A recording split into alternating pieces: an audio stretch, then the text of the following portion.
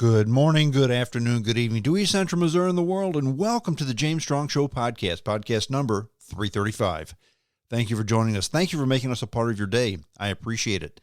This podcast was recorded on the morning of Saturday, October the 21st, from the James Strong Studio in Western St. Charles County. Topic of today's essay, the case against overthinking. I've said this before, and I speak for myself. I won't speak for you. I won't speak for others, but I can speak for myself. And when it comes to many things in life, there's some things that I'm just not really good at, okay? There are other things that, you know what, I'm pretty doggone good at doing. But the vast majority of things, on a scale of 1 to 10, when it comes to most things, I truly believe that I'm a solid 5. Maybe a 6, maybe a 4. But for the most part, I'm a solid 5 at most things. And what that means is, what jack of all trades, master at none. Maybe you could use that term. Pretty good at this, but not pretty good at everything, but not great at anything. Again, there's a handful of things that I personally think I really do well. And there's a handful of things that I am just really awful at. The ones that I'm awful at, I tend to avoid, mainly because I don't do anybody any good, especially myself. And nobody wants me to do that for them because it's going to wind up poorly. But there's always a case for overthinking something. And I have to be careful and tread carefully about this, because overthinking can also mean overeducated. Now, you're coming from a guy who does not have a college degree. That's me. I check that box that says some college, which means I took management, math, and programming classes at the junior college, okay? So please don't take this as me making a case for eating the educated or thumbing my nose at those with degrees, because that's not what I'm doing at all. But I think there comes to a time when you can become too overeducated. You can become too learned at something. In other words, you overthink something that maybe shouldn't be overthought, okay? And the case in point I'm going to make is for a guy who, he's a MacArthur Genius Grant winner, okay? The term genius alone tends to be overused. I mean, so-and-so is a genius at music. He's a genius at being a baseball manager. No, none of that doesn't fit. Einstein was a genius, okay? Elon Musk is a genius, okay? And this guy, his name is Robert Sapolsky. He's a MacArthur Genius Grant winner, which means, okay, somebody thought so much that he was a genius that they gave him a bunch of money. So the guy is obviously smart. He's a professor at Stanford University, which means he's got to be very bright, okay? Mr. Sapolsky, Professor Sapolsky, I don't know if maybe he's Dr. Sapolsky. The article doesn't say. This is an article out of the LA Times. But he's obviously super smart, but he's overthought something so much to the point where he's so off base that he needs to come back to reality. And that's the topic of today's essay, and I'll get into that in just a little bit. The case against overthinking. Sometimes a neck snap decision is what you want to do. Sometimes you want to think about it for a little while. But when you think about something for decades, as Mr. Sapolsky, Professor Sapolsky has done, maybe you're overthinking things. So again, after I get into the news of the day, we'll do the essay on the case against overthinking. In the news, couple things. First of all, update on the 1951 Jaguar Mark 7. Dad and I have done a lot of work on this thing here lately. The biggest thing was the brakes. I finally got the brakes taken care of last week. The brakes on this car are they're called Girling brakes. That's the brand. That's the company in England that made the brakes for the car. And of course, like everything else British, like everything else on this Jaguar, it's nothing like the cars I'm used to working on. Nothing like American cars, nothing like Japanese cars. They're just different. They work just fine, but they work in interesting ways.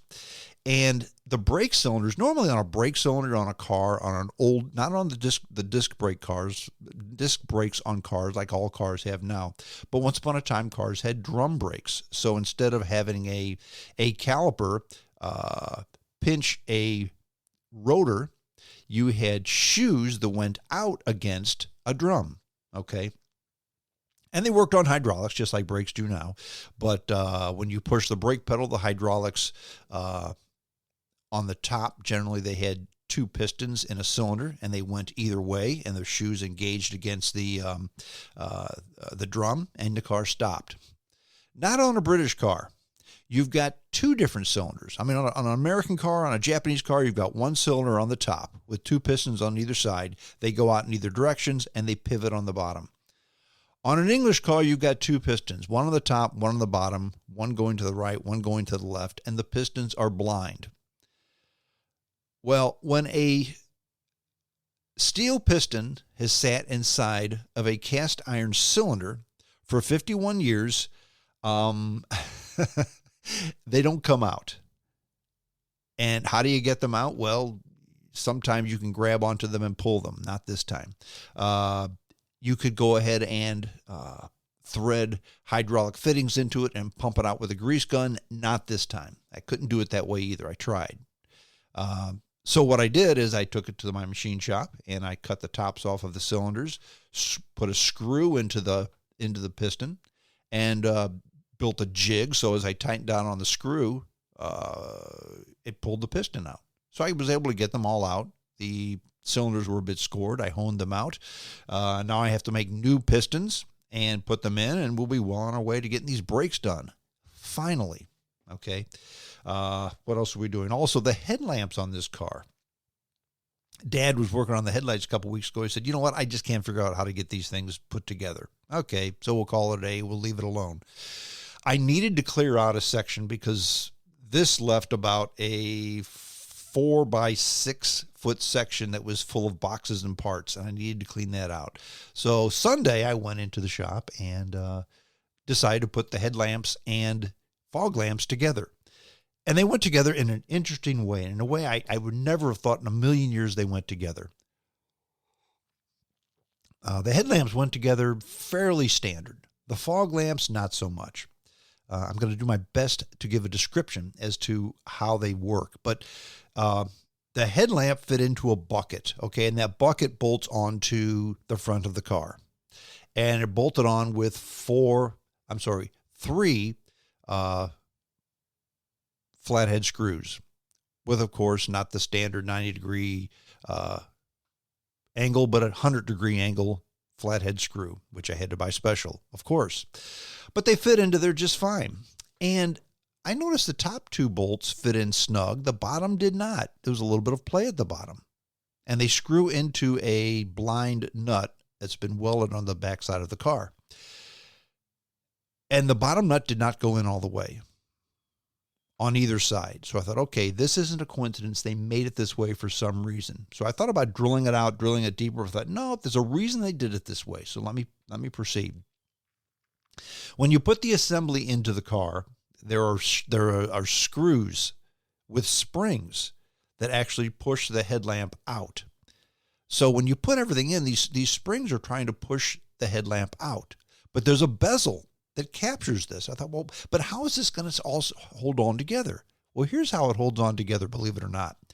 That bucket that fits up into the car that accepts the headlamp that goes up against the front of the car, there's a flange on the outside of it, and that flange has a flare on it. And that flare sticks out about, maybe 3 millimeters from the front of the car, about 200 thousandths, a fifth of an inch, okay? And the bezel actually clamps onto that relieved flange. So the bezel clamps onto the flange, the springs push out on the headlamp, and that's what holds everything in place. Friends, it works. It works just fine. But why they decided to do it that way, I have no idea.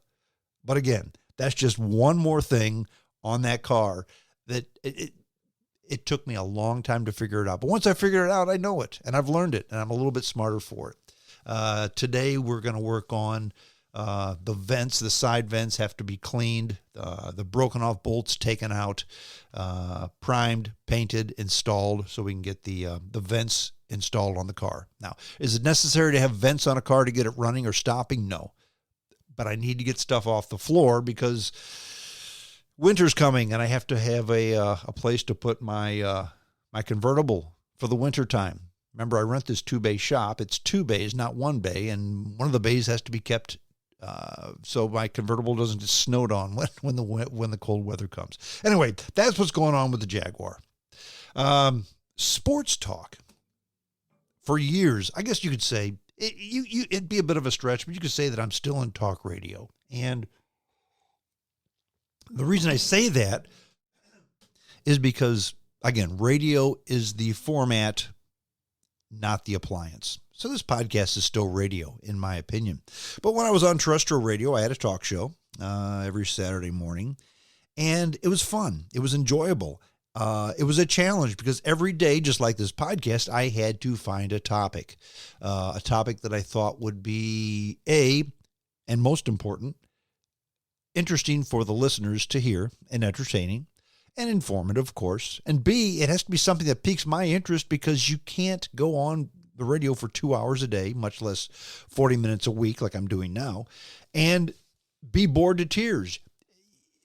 Because if you're bored with the broadcast, the listeners are going to pick that up.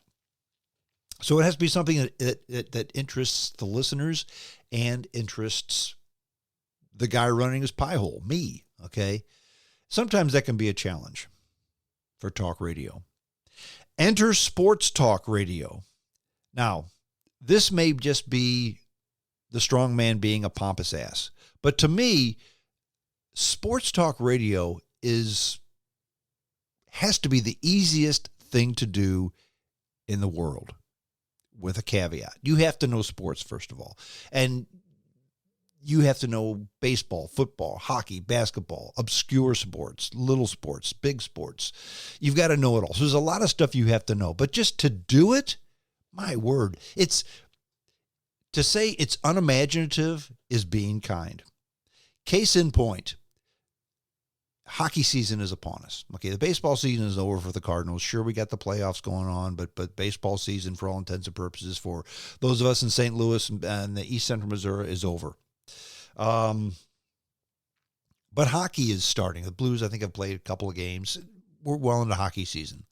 Friends, I've heard a football guy and a golf guy talking about hockey. And if you're commenting on hockey, everything's the same. No matter who you are, you're saying things the same way. Example, the Blues have to really want it to win. They really have to try. They're not putting in an effort. That's why they lost. They have to want to win if they want to win. I mean, everybody uses that scenario. Nobody uses that scenario with any other sport. Not with baseball, not with football, not with basketball. But hockey is usually, they didn't win because you know what? They didn't show up. They didn't play hard. They didn't want it. What is that? And the other thing about sports, you can say whatever you want, and it's just an opinion, and you can't be proven wrong. Case in point, if you're going to be commenting about the economy and the stock market right now, you can't say, you know what, the stock market's really taking off in a good place, because it's not. It's tanking right now. Okay, the fact is it's tanking. If you don't admit to that fact, you're just wrong. In sports, you could say whatever you want. This guy, Wilson Contreras, is the best catcher the Cardinals have ever had. Well, no, he's not, but he's the best hitter he's ever had. He's the best hitter they've had in 15 years. Okay, well, you've made a point where he's the best catcher in the Cardinals' history. Okay, you can say whatever you want because it really doesn't mean anything. And most importantly, not only does it not mean anything, but if you are wrong, so what? I mean, if you misrepresent the stock market, that can cost people money if they listen to you. If you misrepresent sports, who cares? It's sports, okay? So, will I ever get into sports talk? No. Not truly, because I just, I couldn't do it. I just couldn't do it. But that's my opinion on sports talk, especially when it comes to the St. Louis Blues. Okay, enough of this silliness. Let's get into the essay for today, the case against overthinking. I'm a big fan of the Wall Street Journal. You folks know that. But this article came out of the LA Times, and I'm a big fan of the LA Times for the most part. And what I mean by that is if you stay off of their op-ed page, it's a newspaper that has a lot of good writers, and I appreciate good writing. And this was an article that educated me, piqued my interest, and was really very cool. And it was about a Stanford scientist. His name was Robert Sapolsky, okay? He's from Stanford. He's a MacArthur Genius Grant winner. The guy's really bright, okay? And he makes the case for human beings do not have free will. Everything is predetermined. Now, this isn't a New Ager. This isn't a religious fanatic. This isn't a flat earther. This is a Stanford scientist, okay, who's won the MacArthur Genius Grant winner. And this guy is the poster boy for my case, where the case for overthinking things. You can overthink stuff, okay? This guy has basically dedicated his career to, do people have free will and do what they want, or is everything predetermined? And he's basically come to the conclusion, after studying this thing for decades, that, you know what? It doesn't matter who you are. Things are just going to happen. There's no free will. There's no thinking and making a decision. Everything, absolutely everything in life is predetermined. And here's how he makes his case. He says, before epilepsy was understood to be a neurological condition, people believed it was caused by the moon or phlegm on the brain. And they condemned seizures as evidence of witchcraft or demonic possession. And they killed or castrated sufferers to prevent them from passing tainted blood on to a new generation. That was silly. Today, we know epilepsy is a disease, and by and large, it's accepted that if a person's driving a car and they have an epileptic seizure and they cause a traffic accident, they're not going to jail. They're not being charged with murder because it's a disease, okay? And that's a good thing. And Stanford University neurobiologist Robert Sapolsky agrees. But he says that's progress, but there's still a long way to go. Now, he studied humans and other primates for over 40 years. And during that time, Sapolsky has reached the conclusion that virtually all human behavior is far beyond our conscious control. Same way the convulsions of a seizure if you have epilepsy are, okay? Now, what that means is accepting that a man who shoots into a crowd has no more control over his fate than the victims who happen to be in the wrong place at the wrong time. It also means that treating a drunk driver who barrels into pedestrians just like any other drivers who suffer a heart attack. It's the same thing. They couldn't help it. Now, the world is really screwed up, says Sapolsky, and it's made much, much, much more unfair by the fact that we reward people and punish people for things they have no control over. In other words, their actions. We've got no free will, so stop attributing stuff to us that isn't there. You heard that right, folks. That's really what he believes. And again, Sapolsky is a MacArthur Genius Grant winner, and he's extremely aware that this is an out there position. Most neuroscientists believe that humans have at least some degree of free will. So do most philosophers. So do most every individual from the general population. Free will is essential to how we see ourselves, feeling satisfaction for achievement or the shame of failing to do the right thing, either way. And saying that people have no free will is a great way to start an argument. And this is partly why Professor Sapolsky, who describes himself as majorly averse to interpersonal conflict, put off writing his new book called Determined, A Science of Life Without Free Will. Now, Sapolsky, he's 66 years old, has a mild demeanor and a Jerry Garcia beard. He's your typical hippie-looking professor, long hair, beard, your typical academic professor, okay? Now, for more than 3 decades, he's escaped the politics of academia to study baboons in rural Kenya for a few months out of the year. Sapolsky says, I'm really, really, really trying not to sound like a combative jerk in the book. He said, I deal with human complexities by going and living in a tent. So yeah, I'm not up to a lot of brawls about this. So he realizes he's being controversial when he says this, but he says, look, I can't help it. It's true. I've got to tell you what's going on. Now, analyzing human behavior through the lens of any single discipline would leave room for the possibility that people choose their actions, Sapolsky says. But after a long cross-disciplinary career, he believes it's intellectually dishonest to write anything other than what he sees as the unavoidable solution. And that is, free will is a myth. And the sooner we accept that, society will be more just. The book Determined, which came out this week, builds on Sapolsky's 2017 bestseller, Behave, the biology of humans at our best and worst. Okay, it was on the LA Times bestseller list once upon a time. Now, this book breaks down the neurochemical influences that contribute to human behaviors. Determined goes a step further, his new book, Determined. If it's impossible for any single neuron or any single brain to act without influence from factors beyond its control, Sapolsky argues, then there'd be no logical room for free will. Many people can comfortably agree with this up to a point. In other words, the whole nature versus nurture.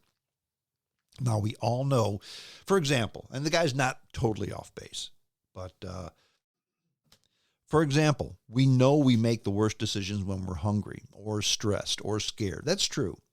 And we know our physical makeup is influenced by the genes inherited from not only our parents, but from distant ancestors or our mother's health during pregnancy, okay? There's lots of evidence that indicates that people who grew up in homes marked with chaos and deprivation and adversity will perceive the world differently and make different choices than people raised in, say, stable, resource-rich environments. That's kind of a fact, and we understand that. But is it everything? We have no meaningful command over our choices of career or romantic partners or weekend plans. That's what he's saying.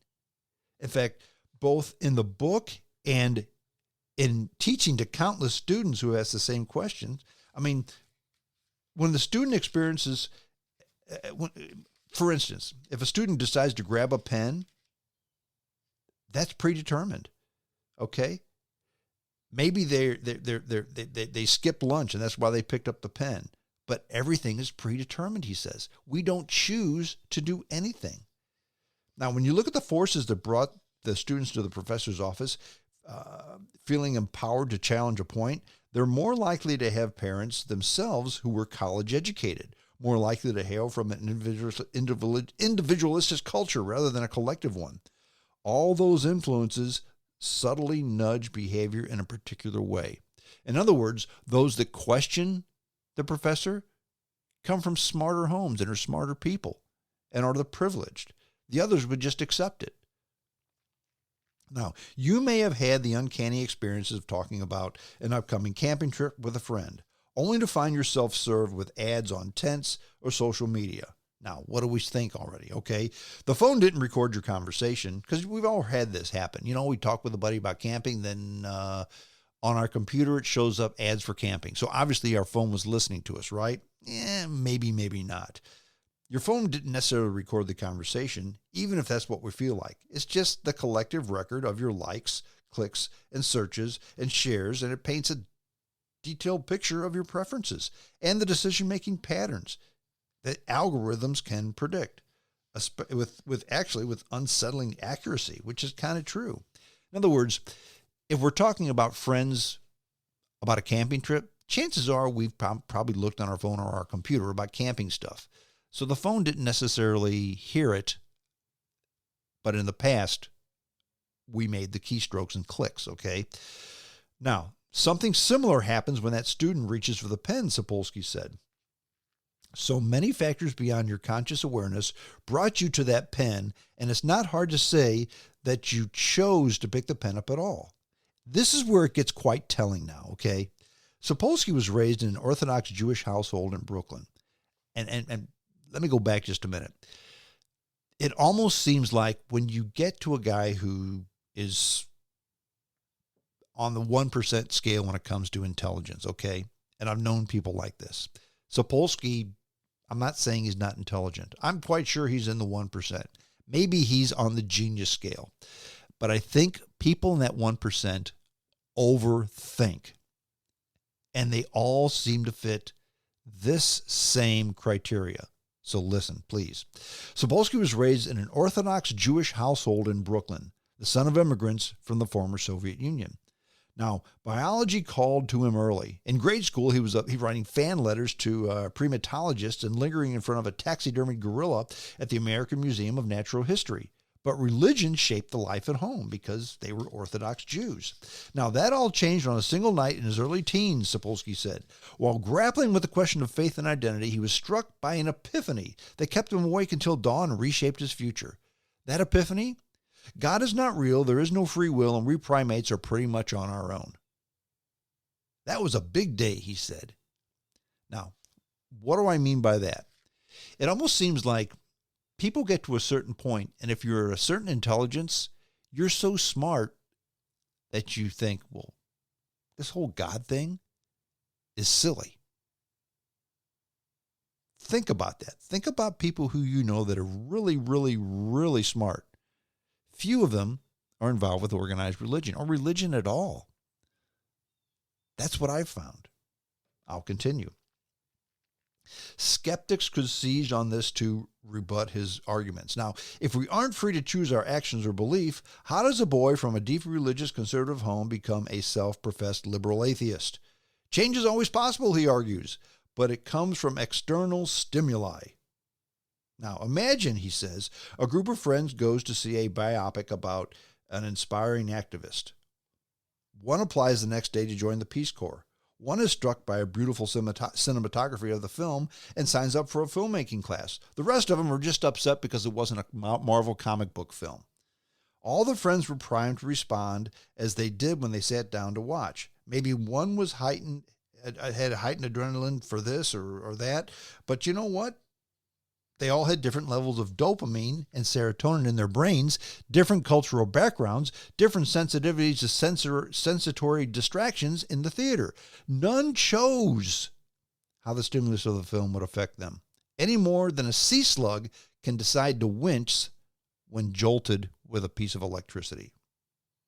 So he says humans are no different from sea slugs. It's all predetermined. We can't help it. It's all cause and effect. None of it free will. Now, he goes on. Who are we and what we do is ultimately the result of factors beyond our control. And because of this, we are never morally responsible for our actions in the sense that would make us truly deserving of praise or blame. That's bizarre, okay? In fact, Greg Caruso, who's a philosopher at SUNY Corning, says, I'm in agreement with Sapolsky that life without belief in free will is not only possible, but preferable. What? Caruso is an author of Justice Without Retribution Network, which advocates for an approach to criminal activity that prioritizes preventing future harm rather than assigning blame, focusing on the causes of violent or antisocial behavior instead of fulfilling a desire for punishment, he says. It will allow us to adapt more humane and effective practices and policies. Translation, here's another, air quotes, genius who's saying, look, people can't help what they do, so they shouldn't be punished for their crimes. We just need to find out why they did it and to help them not do it the next time. Here's the problem with that argument, friends. If everything's predetermined, what makes anyone think that we can go ahead and influence them to do something different? So it's not your fault. So, because you're just made that way. But let me influence you to make you change differently. In other words, you can't do it on your own because you're just a moron who was born this way.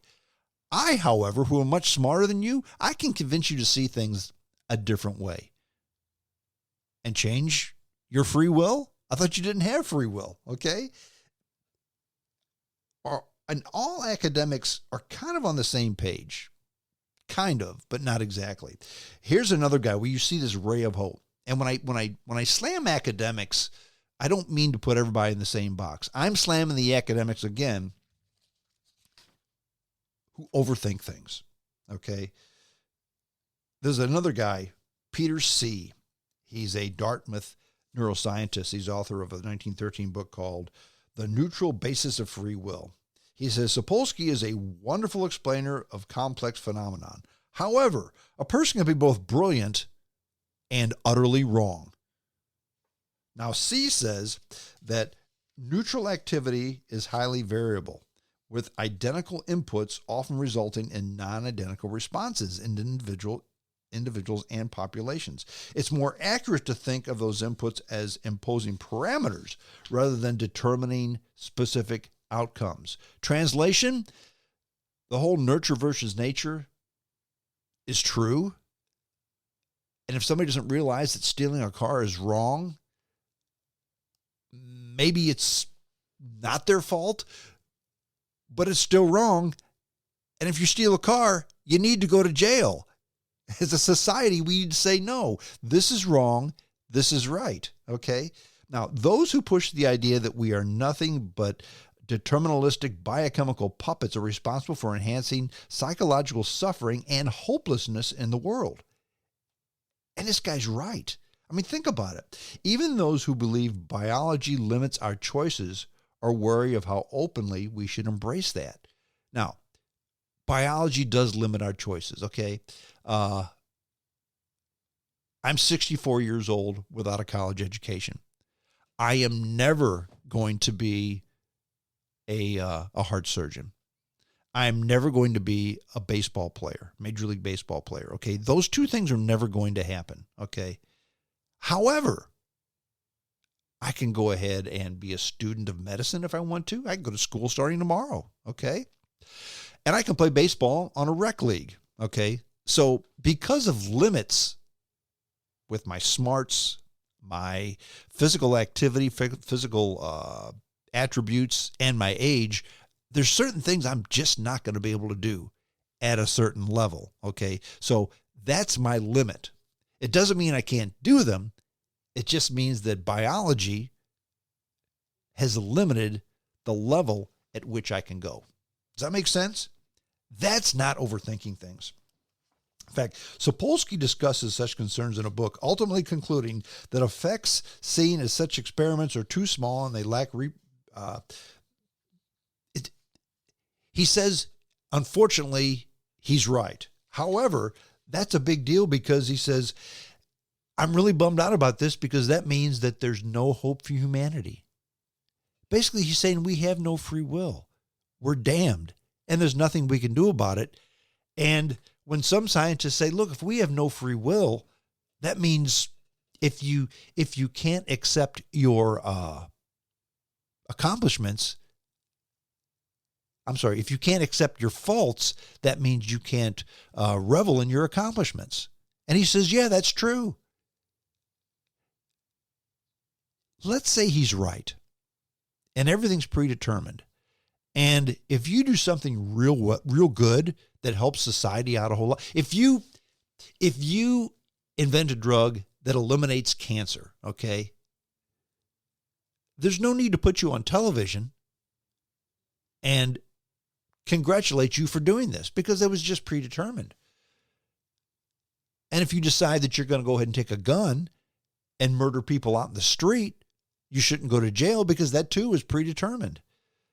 So there's no yin and there's no yang. There's no good and there's no bad. There's no good and evil. There's no right and wrong. Everything's predetermined.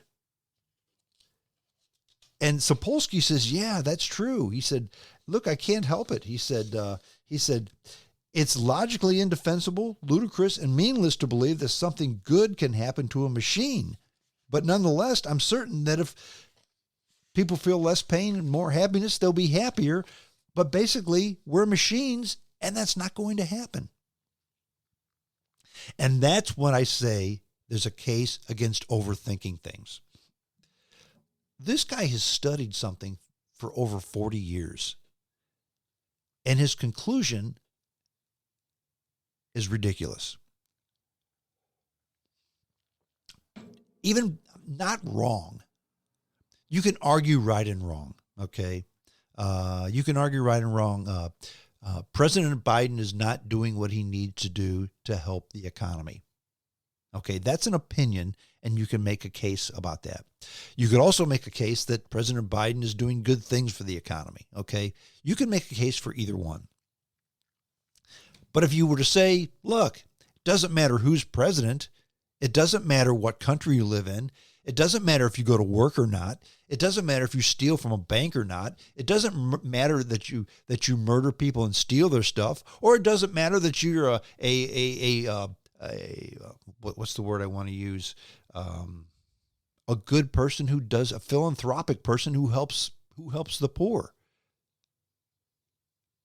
The guy who cheats, lies, steals, and kills is on the same plane as the individual who is so philanthropic, he helps scores, if not hundreds, if not thousands of people with his actions.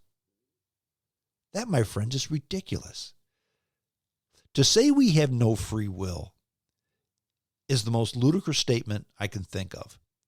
And the thing is, he says he's studied monkeys in Kenya and has come to that conclusion. Friends, we're not monkeys. We're human beings. We have free will. And the other thing I would very modestly suggest, and I mentioned this earlier on in the essay, it seems like when people hit a certain level, they become so smart, so intelligent, so enlightened and empowered that they say, wow, there is no God. And that's a step that leads you down that slippery slope that Professor Sapolsky went down. There's no God, and God imposes free will. So since there's no God, there's no free will. My suggestion to Mr. Sapolsky, if you want to talk nonsense, silliness, things that don't make sense, don't be a Stanford professor who teaches students, who takes minds of mush and molds them in the wrong way. If you want to be silly, if you want to be ridiculous with your opinions, get a new job. Perhaps sports talk radio, where it really doesn't matter that you've made silly, outrageous statements. That's it. I'm done. JamesStrongShow@hotmail.com. That's the email address. Send me your email, to your questions, your comments, etc., etc., etc. JamesStrongShow@hotmail.com. If you send me your email address, I will send you a link to the podcast. You can download it and listen to it at your leisure. Share it with your friends. Tell your friends. I appreciate that. We continue to try to build the podcast to a larger audience, and I appreciate everything you folks do. And I hope I'm entertaining you along the way. That's it. We're done. Until next time, this is James Strong saying adios.